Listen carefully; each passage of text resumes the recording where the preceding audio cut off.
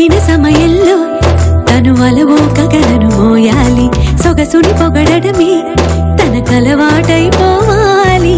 పనులను పంచుకొని మనసుంటే ఇంకేం కావాలి. అలుకని తెలుసుకుని అందంగా బతిమా